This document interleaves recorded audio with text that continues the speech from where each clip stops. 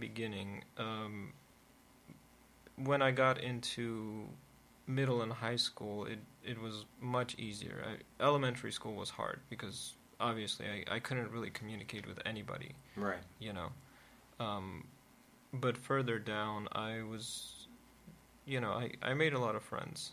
That's good. And people were, one of the fears that we had when we first came here was that people weren't going to be accepting, or that I would be ridiculed, Mm-hmm. And I mean, that was true in elementary school, but it's because, they're kids. Yeah, 8-year-olds are jerks. Yeah, I mean, like what can you expect, right? Right. But in middle and high school, everyone was very, very kind, actually, very accepting, and it's a big deal because especially in high school, I think there were like, I don't know, like 4 or 5 Armenians in the entire school. Really? Yeah. Wow. Yeah. So it was great. That's interesting. I mean, I'm happy that the experience was as it was. I had a terrible time in middle school, and I'm born here, and I had the worst time. It was the worst time of my life. I hated it. But that's everyone's experience is unique, and it just depends on time and place and moment and what's the group like at that time. It's very interesting. So let's fast forward a bunch, and maybe we'll come back to things like that. Mm-hmm. Tell me about what grabbed you and brought you into focusing on literature and reading more deeply into it, and giving you a love of that. And what are some of your first experiences? What are the things that kind of those aha moments? I love knowing about those kinds of things.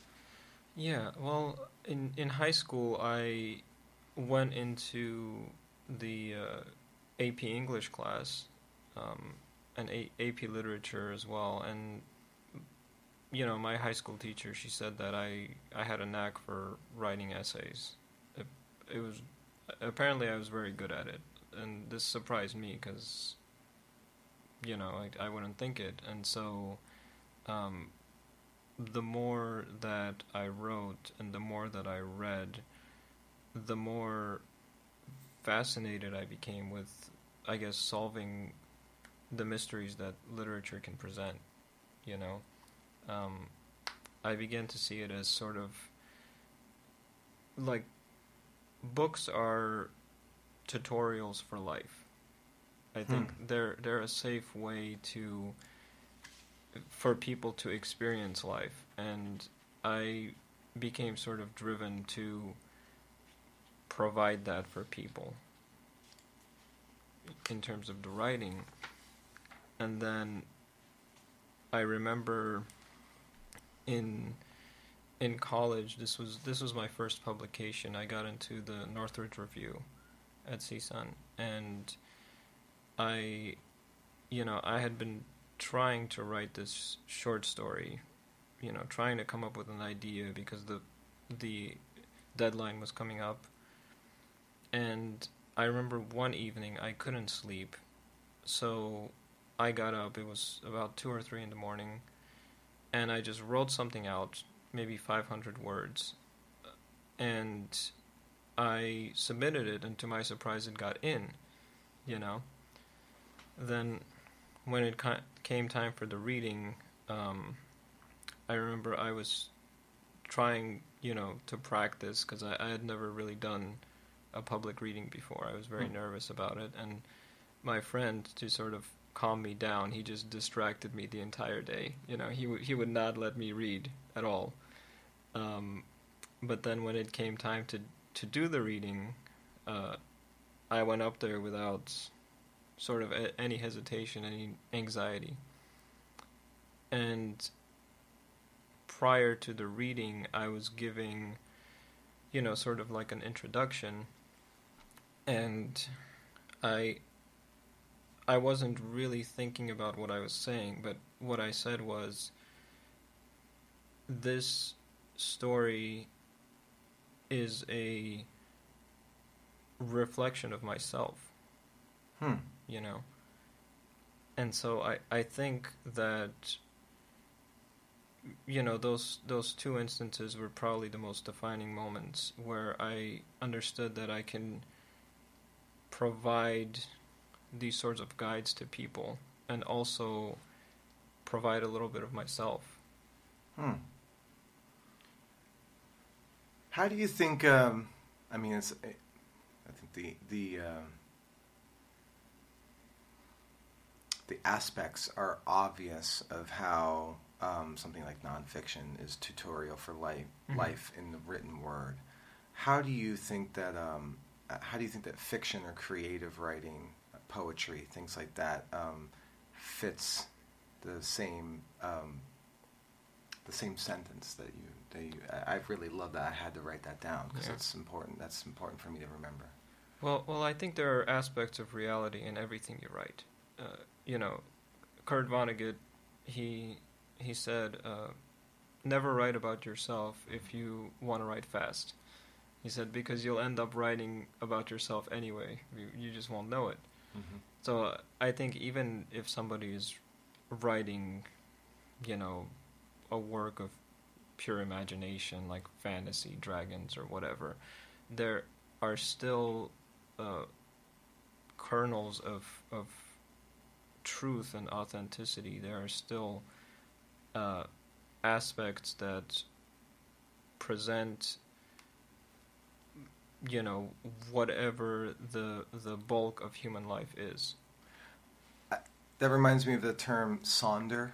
Sonder? Yeah, that feeling that, you know, everyone has a life like as unique and colored as your own, right? But you'll never know the depth of theirs, right? Right. And so I think that kind of that writing it sits right on that, again, that knife's edge of sonder, because it has to be colored by the lens of the person who is writing it. I mean, it's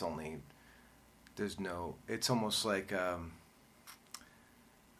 love physics, and I was in all the AP classes. I think we had that. We might have that in common. AP physics. I remember in high school getting introduced to like string theory, and starting to read about that, and just reading about the act of observation affects the actual presentation of what's going on in reality, right? And I think that idea of sonder, that the lens by which that flows through the hands or the fingertips and into the pencil or the keyboard of the person who's writing, it's all inevitable. It's not even, you know, it's just it's a passive process that actively controls the end result. Exactly.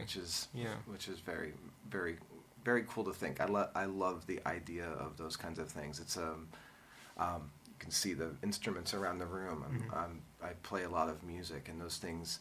That's why I love writing music, because no matter what, you could take the same chord structures, but the feel and the intention behind the way that one person will come up with a piece as opposed to another is what makes it different. You know, I mean, AEG is a pop chord paradigm, and it's a juggernaut. It's not going anywhere, but they still write hit songs in AEG. You know? Yeah. That's wild that happens in that way. So that, first of all, your friend is awesome for distracting you. Oh, he's great. He's a musician too. Oh yeah. Yeah. Well, and you guys are still close and yeah. I mean, we've been friends for, like 16 years. Oh well, that's great. Well, first of all, to that friend, kudos for giving somebody a good memory or putting them in the right mindset to do so. That's awesome. Special friends do that kind of thing. Let's fast forward to Kind Writers. Okay. Tell me a bit about that. How you got involved, your place there. You know, whatever you'd like. Well, Sophia actually, our, I guess, chief editor, called. She's in charge, although she doesn't like to admit it. We all think she's in charge. She approached me mainly because I'm a painter, and I have a lot of experience in that. So mostly I deal with the visual art aspect, but I also do a bit of the fiction editing. So initially, I mean, I agreed without really considering the scope of it. I thought, okay, I can help out. It will probably be an issue, like one issue, but it turned into this long ongoing project that really really rests on inclusivity. And I mean, it's amazing to be a part of something that's, I guess, at the end of the process you can hold it in your hands, and it's filled with stories from people all over the world, because it is an international magazine. So, I mean, I was a little apprehensive at first, because people had approached me to work on stuff with them all the time, but most of the time people just back out or they forget about it or whatever. But Sophia stuck with it, and so did the rest of the team, and now we're preparing to publish our second issue. Oh, that's great. Yeah. I mean,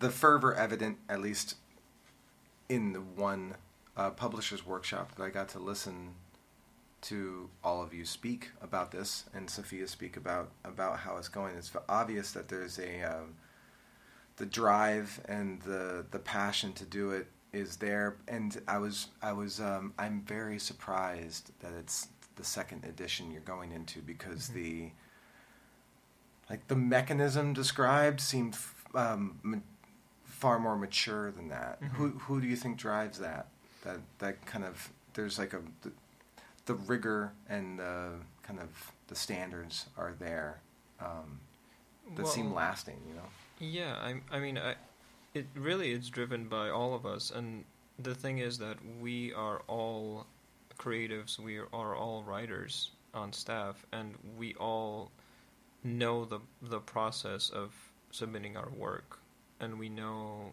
the kind of disappointment that people can face when they have submitted a piece and they haven't heard anything for 6 months, or suddenly the magazine is gone, or suddenly they get rejected after a year or whatever. Right. So a lot of it is rests on the responsibility to give people a voice. Yeah. Well, I think that touches on something that you mentioned, me being a doctor coming in here, and it's my wife and I's practice. We both do is Chinese medicine and acupuncture, and the commonality there is that in how we care for our patients, one of the first things I think we try to do is take away all of the kind of cliche downfalls that people typically have in their experience. Like, for instance, I think the main cliche of going to the doctors is that they make you wait forever and you're always in a waiting room or something like that. We are like on time. Like for me, if I'm 2 minutes late, I'm apologizing. It's like when your appointment starts, that's when we see you. And we'll be ready. And we time everything appropriately to do exactly that. Of course, there's always exceptions, but like to hear kind of, and correct me if I'm wrong, but the thought there is that the idea of just like submitting something into a void and not knowing when you'll ever hear anything back or anything like that is, I've had that experience. I'm sure many people who have tried to, do something with their writing, they end up having that experience, and it's that initial roadblock that can be so deflating because especially like poetry